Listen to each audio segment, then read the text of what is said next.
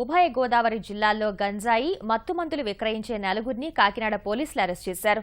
వీరి నుంచి గంజాయి, ఔషధాలు 2,03,000 రూపాయలకు పైగా నగదు స్వాధీనం చేసుకున్నారు. పశ్చిమ గోదావరి జిల్లా భీమవరంలోని ప్రసాద్ మెడికల్ స్టోర్తో పాటు ఏలూరు పవరుపేటలోని దుర్గా భవానీ మెడికల్స్ నుంచి వివిధ రకాల మత్తు కలిగించే ఔషధాలను కొనుగోలు చేసి మత్తుకు బానిసలైన యువతకు అధిక మొత్తంలో విక్రయిస్తున్నారు. తూర్పు గోదావరి జిల్లా అంగరలోని శ్రీ సాయిరాం మెడికల్స్ నుంచి కూడా మందులు సేకరిస్తున్నట్లు పోలీసులు గుర్తించారు.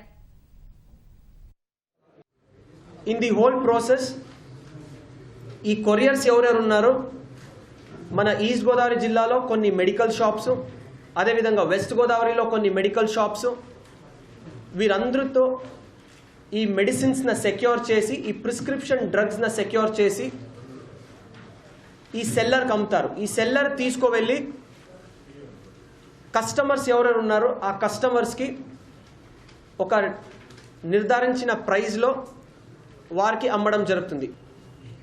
ఈ కేసులో మనము ముఖ్యంగా ఇద్దరిని అరెస్ట్ చేయడం జరిగింది. ఒకటి Bezawada Ravi, is around 40 years of age. Already వీడి మీద 2 Townలో కేడీ షీట్స్ ఉంది. అదేవిధంగా Pemmadi Sivaprasad, is also around 40 years of age. నా రిక్వెస్ట్ ఏంటంటే, కొంతమంది స్టూడెంట్స్ ఈ ప్రిస్క్రిప్షన్ డ్రగ్స్కి అలవాటు పడుతున్నారు. I request all the parents to keep a monitoring check on their students. ఎలా ఉంది అలవాటు, వారు యూజువల్గా ఉన్నట్లు ఉన్నారా, లేదంటే వారి అలవాట్లు కానీ యాక్టివిటీస్ కానీ మూడ్లో కానీ ఏదైనా చేంజెస్ ఉన్నాయా అని దయచేసి మీరు క్లోజ్గా మీ పిల్లోళ్ళని మానిటర్ చేస్తూ ఉండాలి.